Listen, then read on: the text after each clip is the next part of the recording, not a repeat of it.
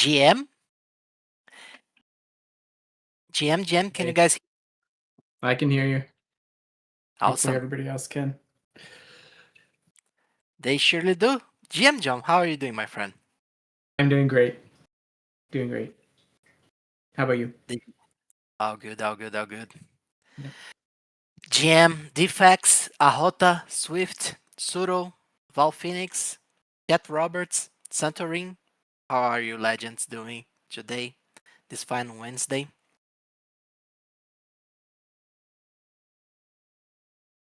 I see everyone is healthy, fighting, surviving. John, I just saw one of the most wild news. At least I think it's wild news for our ecosystem right now. Talk to me. I I don't think I've will. seen it yet. I think I'll even stop this brew and make it like one of our main topics for today because I think this shows that even though we have had our share of difficulties, the Star Atlas vision is spot on in terms of where the future is going. Today, uh, well, first things first. Let's wait. I don't want to jump the gun. I will send you on DMs because this literally just happened like Yeah, 2 minutes yeah. before I joined. I'll send you what what I'm talking about here so you can prepare for our Okay. conversation. Uh, Meanwhile, I while we wait for everyone to join, I I also want to share a little bit in terms of updates. So let me go real quick to the Star Atlas Twitter account because there is a very cool video there. I want to share. Wild.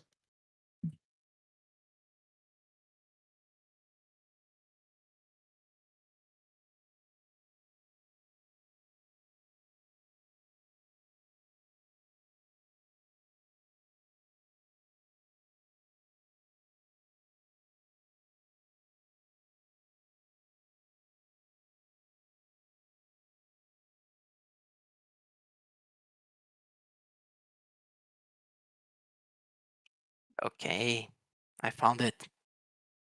I found it. Awesome. Uh, Very cool, right, John? Did you see? Wild. Yeah, it is. Wild, right? Mm-hmm. Yeah. I think it's a very good topic for us to talk about today, honestly. So I want to actually hear the community's thoughts on this. And before we get started on anything, this is brew number 203. Yes, Funcracker, you are absolutely right. Uh, I forgot to update it before going on stage. My bad. But yeah, I want to talk about Star Atlas RPG campaign. Joe, not sure you have time, if you had the time to be following what's going on in the lore channel, but the Star Atlas RPG campaign is going wild. We had nothing less, nothing more than 131 forms filled voting for the participants of our RPG campaign. The finalists are actually outright campaigning for their spots on the campaign, and I am super excited. I'm super excited about how everyone is passionate about our universe IP or lore. I don't stop writing. I can't stop writing the story, the encounters, the system that our players will face, and I'm really excited. I want to. I'm humbled by the attention, the dedication of the guys involved, and I am pretty sure we'll have a very good show in this podcast. I'm feeling hyped about this. Yes, exactly, Chet Roberts. We're going to the habit roll. We are going to have fun. exploring the universe of Star Atlas in this podcast format, in this RPG tabletop format. I'm super excited about that. On another front, I want to share something that the Star Atlas X account shared today. Uh,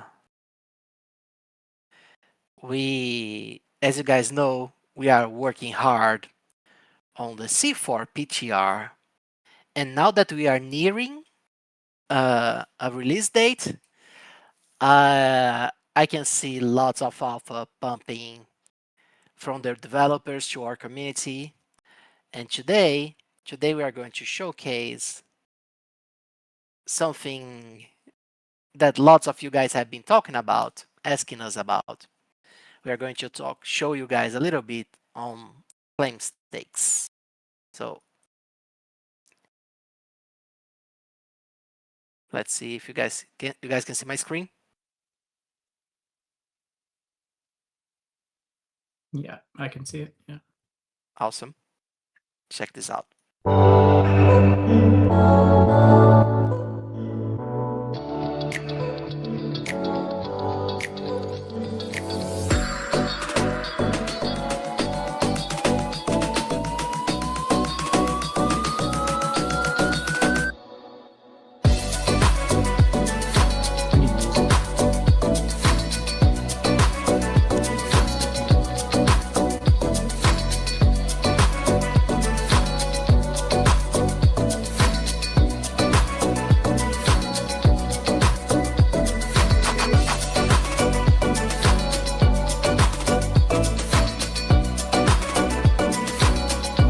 Look at that.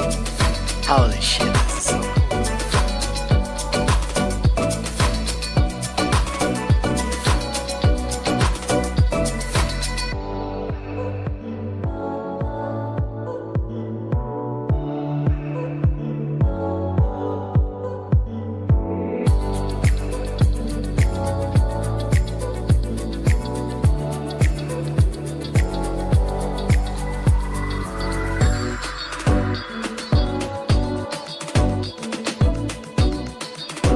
For those that aren't following, this is like you played your claim, and now you're attaching buildings and you're upgrading the buildings. Exactly. We'll go back. Let's just play this out and then we break this through.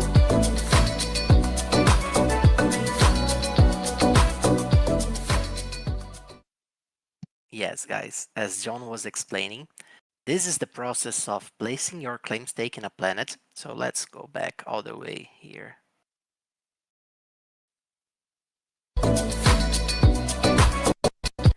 Here.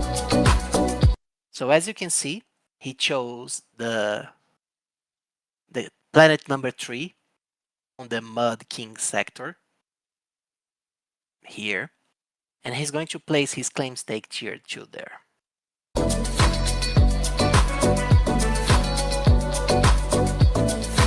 Oh, sorry, there was something important over there that I wanted to highlight.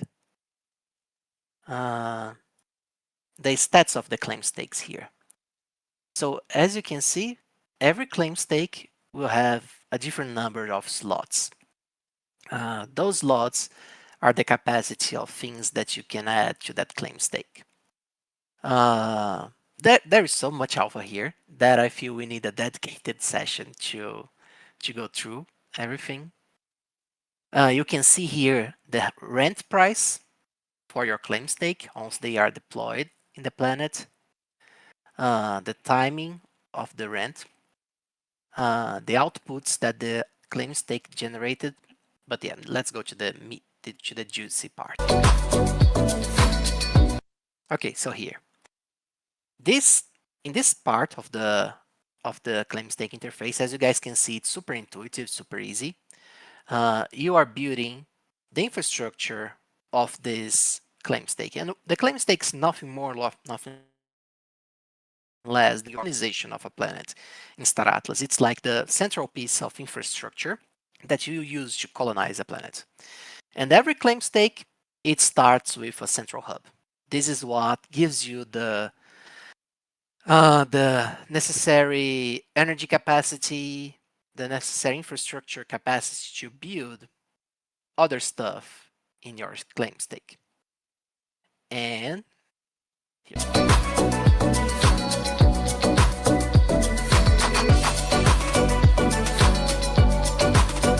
So here he added one core tier 1 hub. So the central hub now here you can see it hits Ice Giant Central Hub tier 1. This is the hub used for this type of planet because this is a ice giant planet.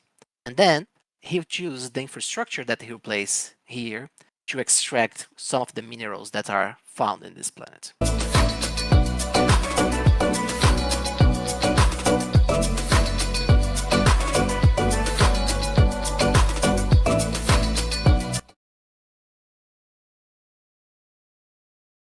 So here he has the major extraction hub, and this extraction hub will have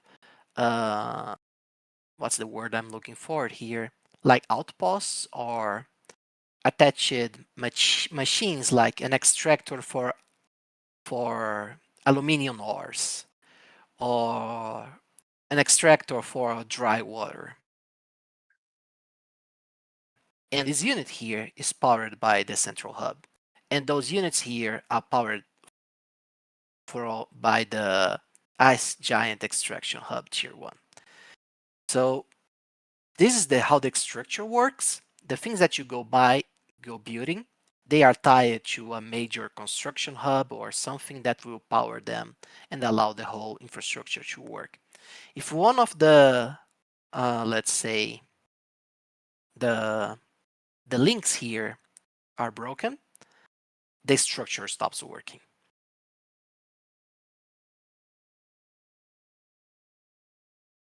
Another interesting thing that you can see here is that there's a concept of hops, or the distance between your extraction at the end of the operation and the hub that empowers it. I wonder how this is going to play out.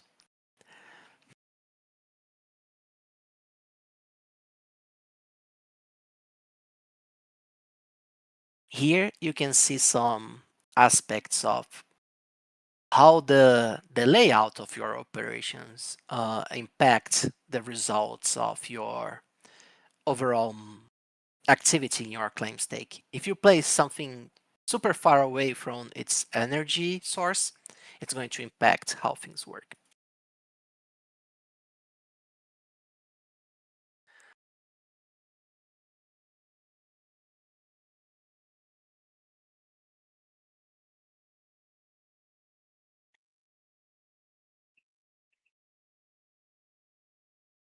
So first we had the extractors, and now we have the processing network to use the resources that you collected and make them into refined goods and things like that.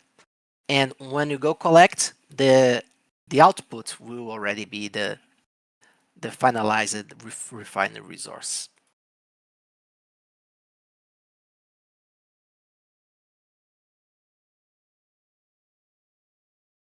Something cool here, you guys can also see the output per hour. You can see the power that this infrastructure you use, how many crew you need, the construction costs for everything. And you can place like 10. You can just click here and increase how many you are placing.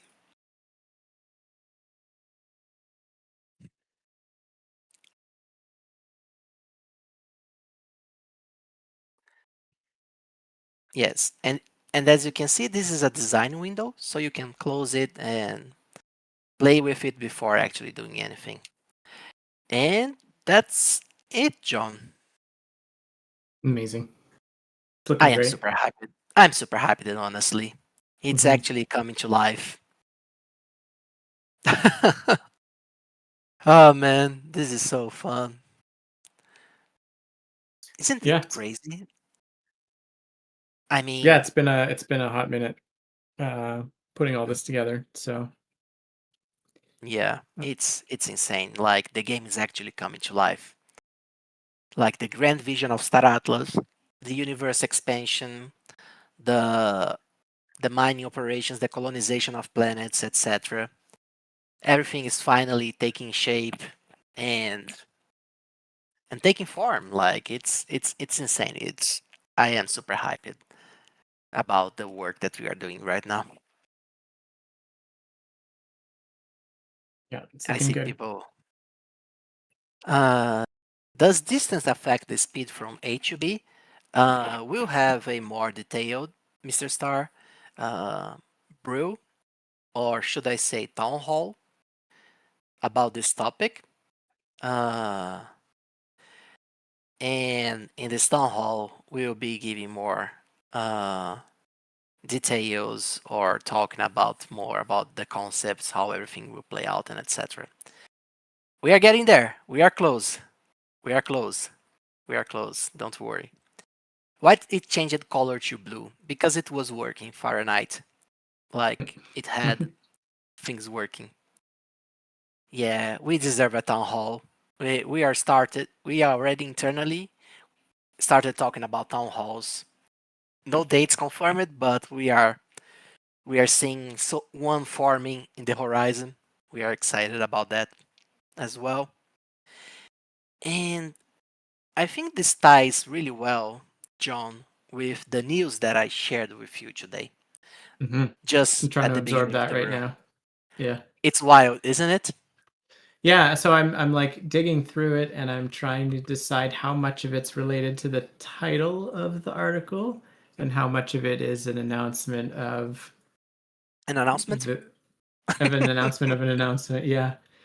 Um so I mean you start and I'll step in and see what I've found so far. Yeah, So yeah. you You go you ahead. read the news while I hype everyone up based Yeah. on the title of the news that I read, right? Yeah, exactly. Yeah.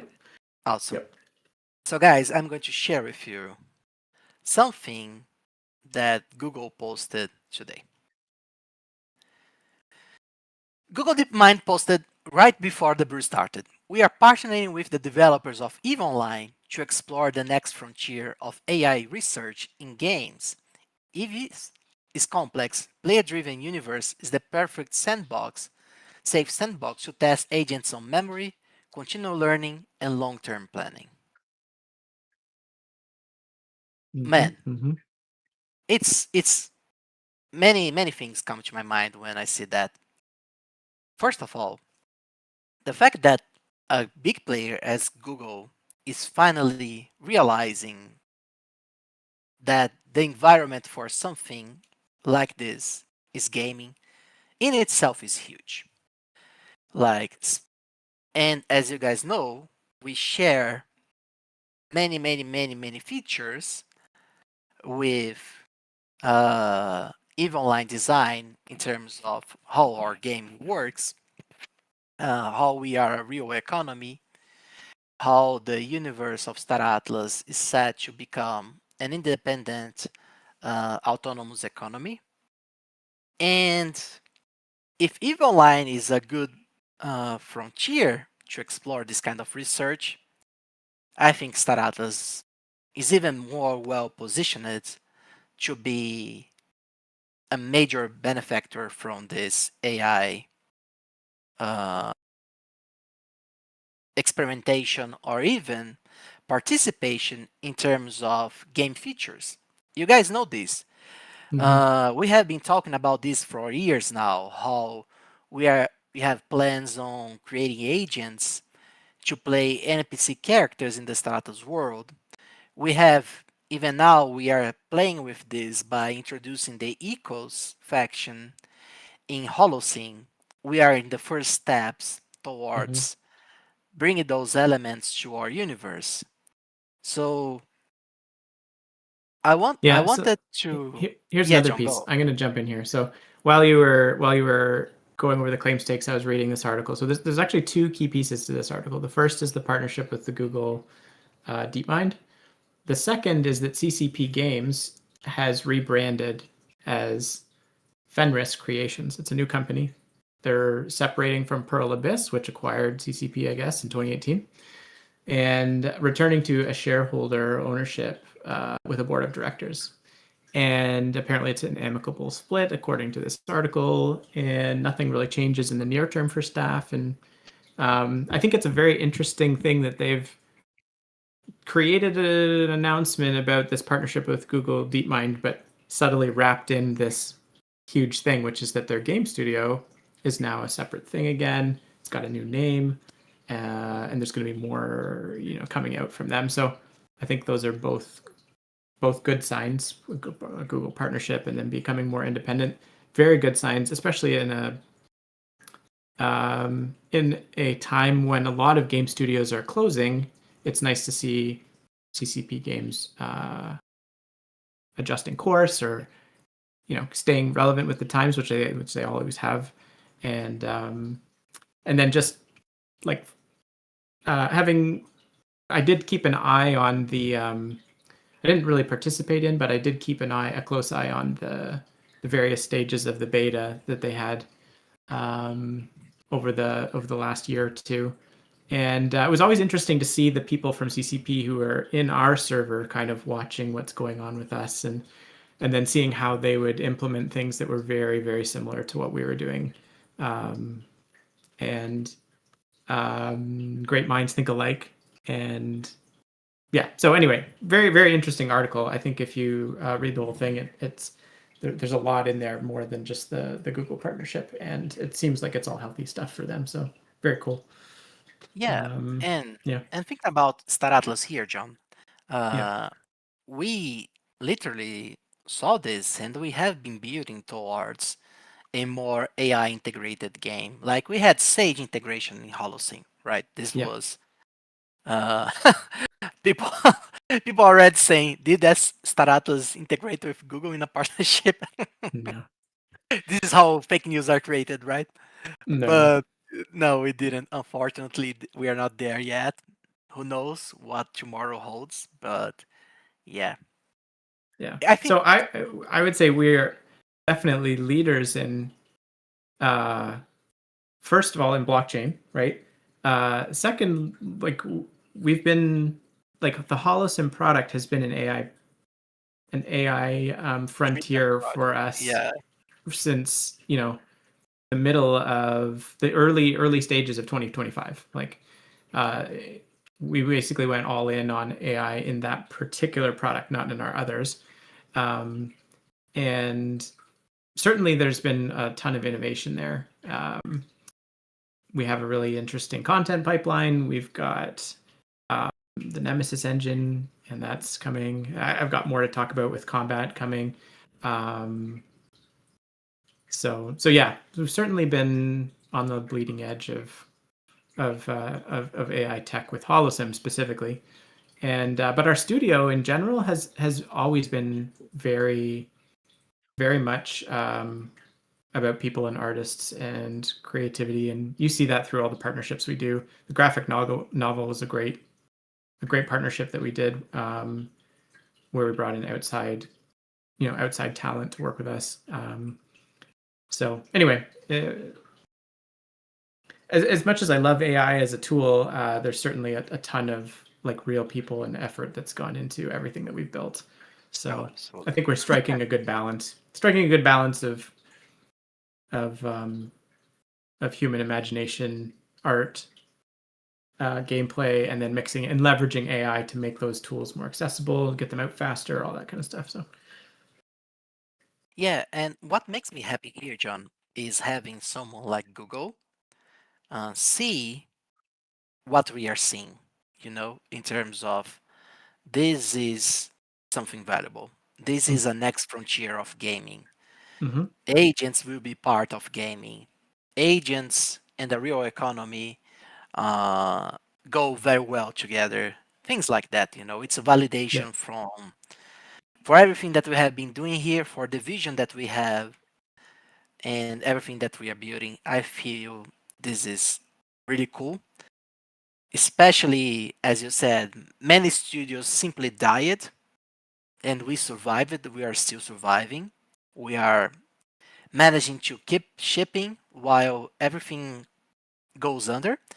And as you said, we are probably, no, I don't think it's even probably. I can I think I'm pretty sure that we are the most advanced gaming studio in terms of blockchain knowledge overall. At least we built the most complex blockchain contracts and Yeah. programs in the Yep, for industry sure. By far. by far. Yep. And we also have from day one being open to AI technologies, to a real economy, to the ethos of this new age. So I think this will pay off. I think this will pay off. And now I'll go to Twitter, announce that Stratus is pivoting to AI blockchain engineering and will make $1 billion. Yeah, go for it. Like every other company in the US stock market, we are pivoting to AI company. Yeah, Make and it then send them the link to the DAO. Tell them they can ex- deposit their money there. exactly. Yep. But yeah, I'm super excited about this. This made my day. I'm happy that I saw this. So John, Yeah. you told me that you had some cool stuff to share in terms of Holosync combat, about how the Super Phoenix events played out. How are you feeling overall, John, Yeah. about Uh, Holosync stuff? the I think the Super Phoenix event went really well. It had a couple bumps, uh, but we were able to everything's on chain, and so we were able to make sure that everybody who did participate in the event under the criteria we set, they were given credit, and that was really nice. Even though the UI wasn't perfect at updating your status, all of that on chain data was immediately available, and we were able to credit people. Um, now we have now we have the ability to spawn in events throughout the game. We could tie those to quests. We can spawn in events based on location, um, based on XP, based on new quests. So uh, one thing this is just a very small part, but for example, we can now spawn in derelict ships for you to attack during the onboarding process, right? To say, you need to go to this sector, there's going to be this ship there, you need to hit it, and we teach people about combat that way. So that's kind of one really small example of how we can leverage that process, right? We can use it in a whole bunch of different ways. And John, we can also choose, for example, if it spawns with a different loot or something like Yeah. this, right? Yes. Yep. Yeah, and that ties into the agentic part of what we're doing. So a big part of the Nemesis engine is this idea that players have.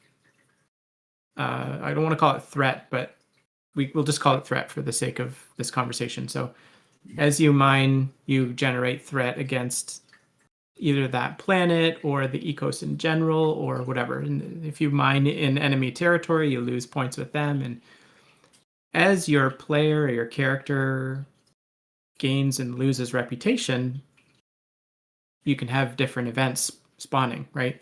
Um, you can have fleets that immediately enter the sector when you enter the sector because you're a threat. And so um, again, this is just playing off of all the things that we've seen so far, but in a more automated and natural and telling way. You enter enemy space and you're a nobody, whatever. You've entered enemy space, it doesn't matter. You enter enemy space and you're like the top player on the mud side.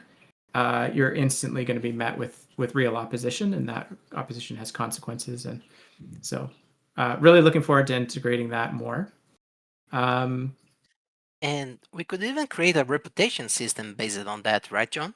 exactly. Like Yeah, for the player to exactly. see, like, I am a Yeah. menace on the Ulster sector. Yeah. And that reputation is already in place. Like, especially when you consider reputation tied to mining activity, because we have everyone's mining activity history at each sector. We have how many enemy ships they destroyed at that sector to do that, and all that stuff. And so that becomes dynamic.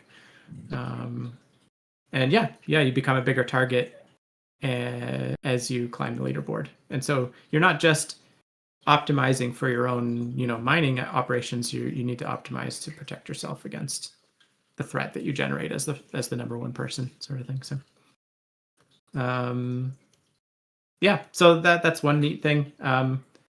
Another sort of broad thing I want to talk about is faction warfare. I'm just gonna the umbrella of faction warfare. Um, I called this instanced combat, but this isn't instanced combat. We'll put that idea aside for a second. But a lot of the feedback we got at the end of the chapter was, or at the end of the leaderboard closing, there was to do with like how Starbase combat worked and how the different advantages attackers and defenders had. There was a lot of feedback on how to make combat more predictable, better performance, all that stuff. And I kind of compiled all that, and I've talked to a number of you guys over the last few weeks about this. And we sat down and started looking at what we could do to alleviate some of the issues with combat before we go into a chapter that's focused on combat, or a leaderboard that has combat combat elements to it. So I think the first key point is we're not gonna release a new leaderboard that's associated with combat in the current state. It needs to be improved. And when I say it needs to be improved, I mean like the latency in combat needs to be removed. You have to be able to stay in the command view and see in real time your actions affecting other players and other star bases. And not this lag, not closing the window and reopening the window and any of that stuff. So anyway, we drafted up a plan to do that, and we're working through that right now. And a lot of that has to do with the various other games call it the global cooldown. And it's this idea of how many seconds can elapse before the whole interface is refreshed. And so currently we have 3 global cooldowns. The 2 major ones are the fleet state and the repair global cooldown. They're 7 and 15 seconds. And so a lot can happen in 7 seconds. And we need to like eliminate that altogether. And so we're going to do that. We're going to eliminate that 7-second global cooldown, and we're going to go and read.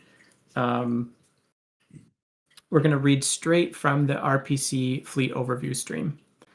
And we've seen over the course of the last chapter that the data we're getting from RPC is accurate, and it's reliable, and it's fast.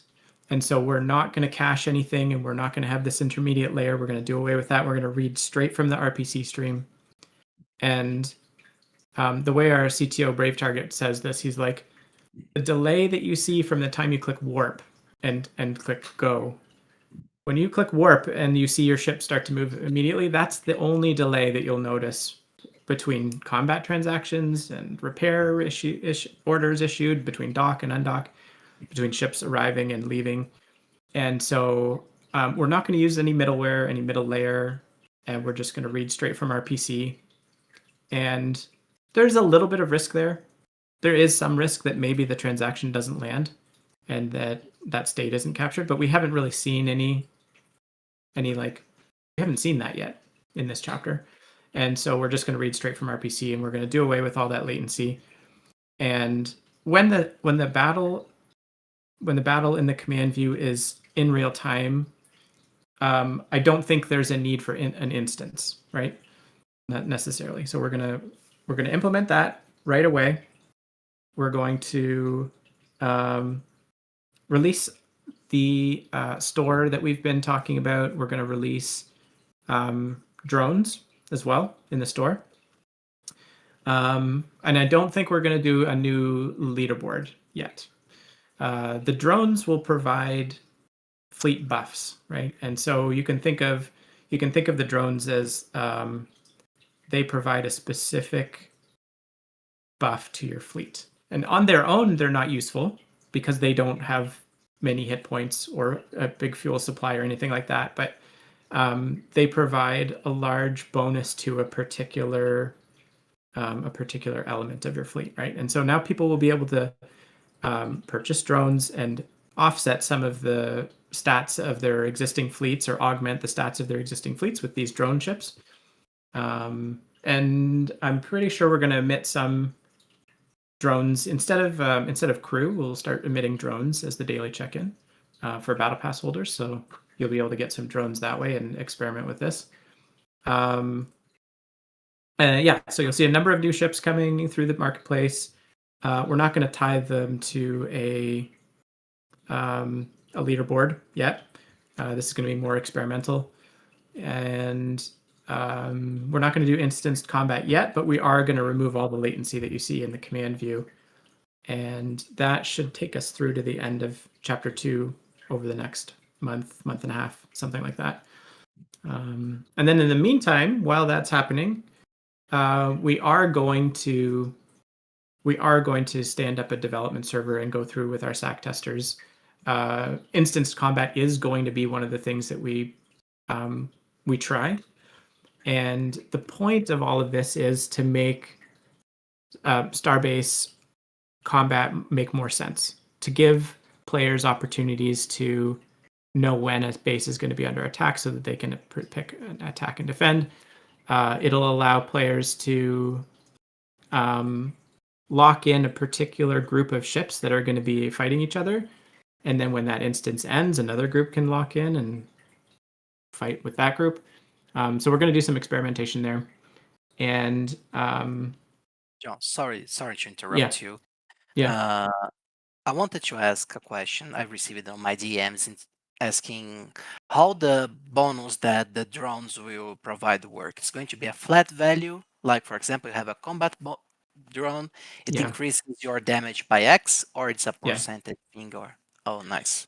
yeah. So okay, so I have is my screen share going to work? Let me Ah, see. the challenge. Let me see if my screen share works. Hang on.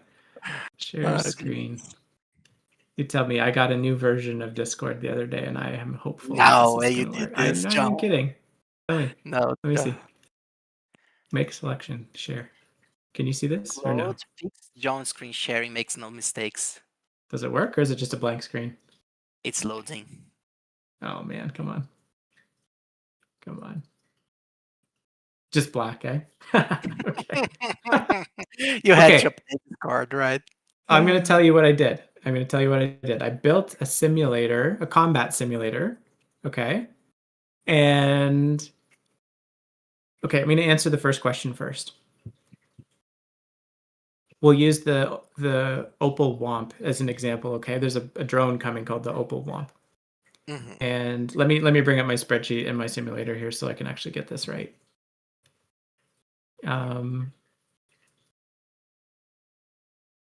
Ship stats part 2. It's here somewhere. Awesome stats. Yeah, okay. Okay, Opal Womp. So the key is that the drone needs 0 crew. Great. And the drone has no stats. It's just an extra small ship, so it's the same stats as everything else that's extra small. Mhm. Very little SP, very little shields, very little health points. But the Opal Womp in the current spreadsheet gets a shield recharge rate of 9. Okay. And the way shield recharge rate is it's just each ship contributes to a pool of recharging according to its own thing. It's not like averaged or anything. It's like extra small ships typically contribute a value of 3 or 0.001, right? Or it's actually set to 3 because they have the boosted thing. But typically, extra small ships used to contribute less than 1 point of shield regen. Okay, medium ships contributed 5 to 7 points of shield regen per tick. Okay, so the Opal Womp is going to contribute 9 points of shield regeneration, and that's all it's going to do. And it's not going to have a crew penalty. And the thinking is I can now remove a medium ship from my fleet. I can free up 9. What is it? How many crew does a medium Right, ship take? exactly. Yeah, takes crew. It frees up four crew spots and frees up 16 units of fleet size. Okay, so I can put 16 units of these Opal Womps in place, and I can do like essentially a 16x on my shield regen. Sure. Okay, I lose the shields, I lose the hit points, and I lose the weapon capacity, and I lose all of that of the medium ship. in exchange for a big shield regen, right? And so you'll be able to balance different fleet configurations in very, very different ways. So the Opal Womp does shield regen. The Thimble Naga is going to do AP regen. So you're not going to gain any capacity in ammo. You'll run out of ammo faster, but you'll be able to shoot a lot faster. And you'll be able to dump your ammo and get a higher DPS. Those are the two that I'm going out with for sure, shield regen and DPS. But there'll be other options as well. And yeah, so that's gonna be a game changer. I'm also reworking the highest end ships, right? I'm thinking of their what I don't want is 5 tank ships flying around. I want a tank ship and its fleet with it. So we may actually reduce the fleet capacity, like it's at 2 something now. So we might bring that back down to the 150 mark where it was originally. Um, so fleets are going to be smaller. They're going to be more dynamic. You're going to have some that look very similar on paper, but they have these drones in them that the user has customized, and so you might not know right away what you're getting yourself into. Like you may think, oh, this is going to be an easy fight, and you get in there, and it's like, oh no, that they can sustain a lot more because they have a lot of shield regeneration that I didn't account for, right? So that's the idea. Um, This is super cool. I see people type in the chat. Lerno is asking if you are willing in the next test round to revisit some of the formulas involved in combat slash fleet stats. I'm always willing to revisit fleet stats. Yeah. Yeah. And constantly moving to more unique stats for each ship line. So Yes, I that's want Thimble to be easy to repair and heavy firepower, but they'll get killed faster.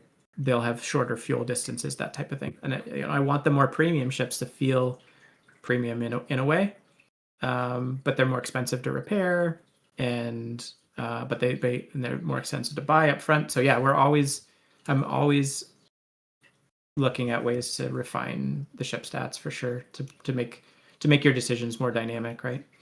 And also like ships that are made to be carriers, like the tank ship with fleet bays and stuff. Like I want them to naturally feel like they need the assistance of the smaller ships.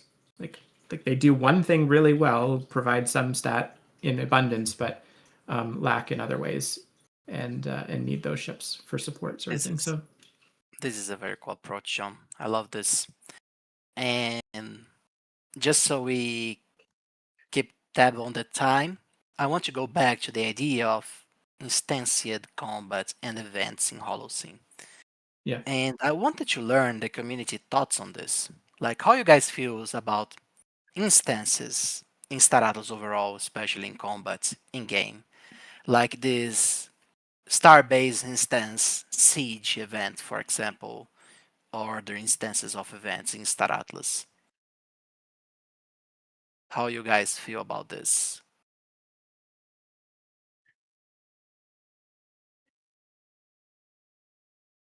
Jindo said we need them. Lerno loves the idea of instances. Funcrocker loved the idea of instances. So I will say that the instance thing is something we're going to experiment with. Whether it actually makes it into the game or not, I'm not sure yet. Um, and our CTO Brave Target is really confident that the performance improvements in removing some of these artificial delays is actually going to solve a lot of the friction that is in the current command view. And I actually think he's right. And so we're going to implement that first, and we're going to do that here in the next couple days, and we will see if that largely resolves the issue. And then we'll look at the instances from a different perspective, not for the sake of improving the UI performance, but um, for controlled events, essentially. I think Yeah, for Quest, for for example, things quests, like for that. controlled events, yeah, combat instances, yeah. Interesting. I really like the idea of you having unique events happening to you while you are playing Holocene. or C4, for example, like the results of a scanning action, it Mm-hmm. spawn an instance fight just for you, you know? Mm-hmm. Mm-hmm. Yep. I would love to do that too. Jindo is also arguing that instanced gameplay gives players a way to schedule their gameplay. That's true. Man, that meme, Michael Wagner, Jesus Christ, that's horse. Giving me damage. I take damage every time I see this. Jesus Christ. Oh, man. Too funny.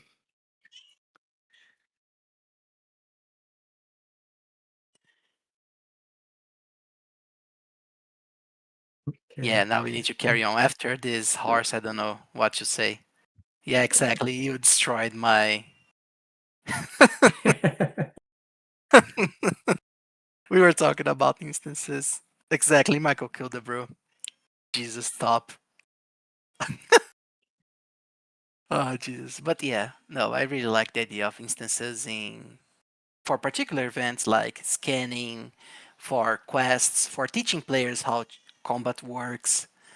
Maybe some storyline events like a boss fight in your quest system. I think this is something really cool. Not necessarily for star bases, even though star bases might benefit from this. But yeah, some events, I think they need to be personal so you feel more immersed in the game overall. So those are the next steps, John, in Holocene for us Mm-hmm.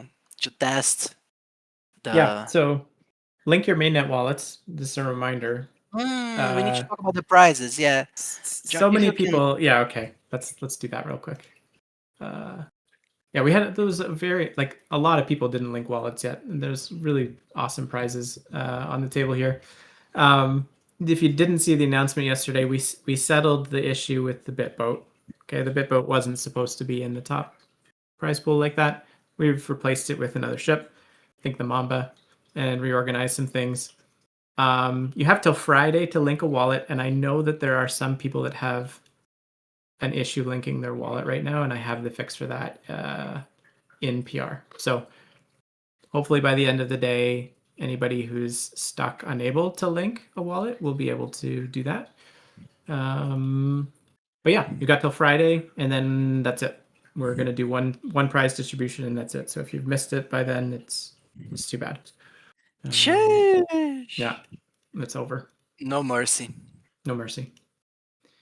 Yeah, and so the way we're going to do that is if there is a gap somewhere and there's a spot that wasn't taken, the person below them will get bumped up, and everybody else will get bumped up one slot. So, um, yeah, you may get a better prize than you thought you were going to get if you cross the threshold as a result of someone not linking. Um, but yeah, Link your wallets, everyone. link your It's wallets. important. Yeah, yeah. So after that, John, do you expect some downtime? How things will play out while we prepare this next step? Yeah, so the last 2 weeks has been the downtime. I'm starting to ramp up to ship these improvements to the combat UI. Um, the storefront should be ready to go. The ships may come a little bit after. I want to release some of these ships into the wild and see how they go before I start putting them in the marketplace. But we'll see. They're going to need some tweaking, so I'll put a big banner on it and says, these are beta and these are going to change. The stats on them are going to change and all that. But yeah, so we're going to get these drone ships into people's hands. We're going to have this better combat interface with less lag, and then we'll go from there. I think what we're going to do is, from a development perspective, we're going to do a fork and um, start developing the scanning quest lines and systems and testing out instancing and doing that through the SAC server rather than pushing all of that straight to the main product. And so Holosim has another month and a bit left in it. And then in the meantime, we'll be developing the scanning quest lines, and hopefully new combat events, and hopefully new Nemesis engine stuff to go along with it. So yeah, Very that's our cool. plan for the next month or so. That's very cool. I am going to share the code for today. The code for today is resilience because that's what I need to survive this brew with that horse in the chat right now.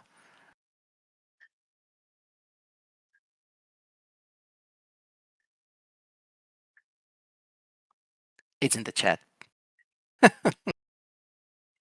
Freaking horse, man. Taking damage. Ah, Jesus. All right, all right, all right. Uh, Anyone else has any other questions?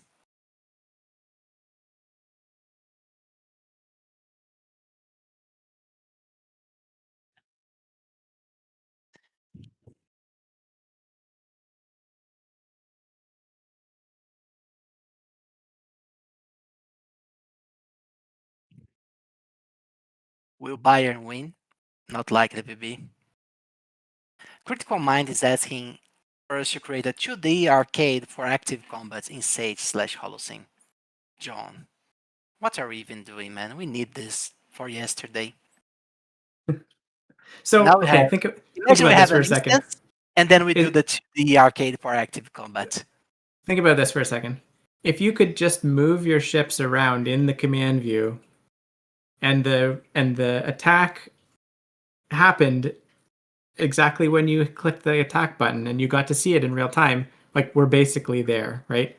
So positioning for different attack strategies and all that kind of stuff, yeah, like definitely want to look into that. Um yeah, I want to get the existing combat interface working really well, and then we'll talk about it. Yeah, We'll talk about a 2D arcade they want the instanced version. yeah, they want the full experience with different abilities. You get Yeah, I skilled on know. the map and start shooting more shoots, Yeah. Yeah. Those were the Yep. days, man. I love it, those arcade games.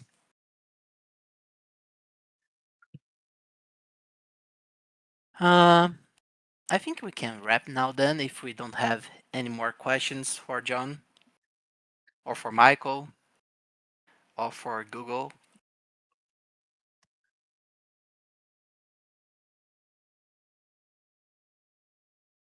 I see people typing. Leonardo's trolling me.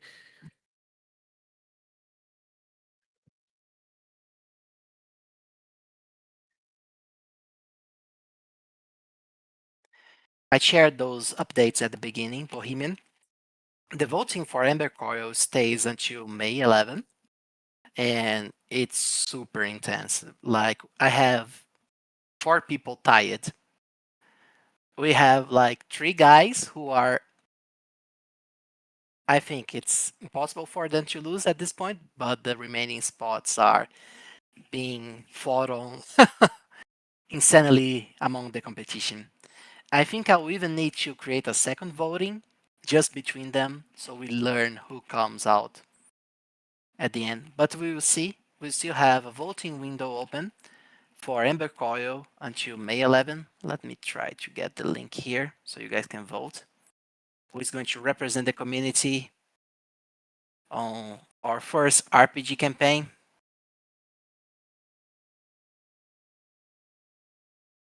Hopefully you guys won't all die in the first session.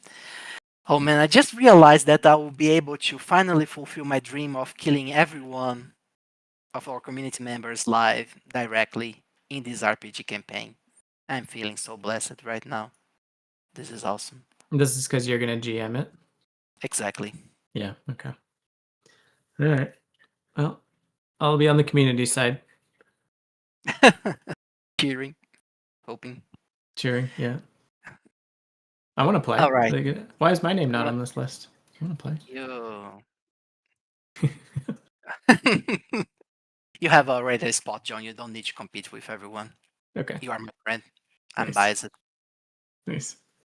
I'll be the second GM. I'll be the one that actually activates the traps for you. You can be These, the boss fights, you can voice the yeah. boss. Okay. Deal. Sounds good. Awesome. Yep. Yep.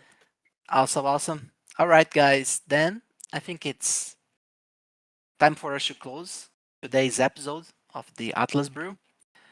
Thank you all, everyone, for coming, for your inputs, for everything. We love you all. We are super excited about what is to come. Don't blink because you might miss it. Good things are coming. We are going to win. Take care, everyone. I'll see you all next week. Bye bye. See ya.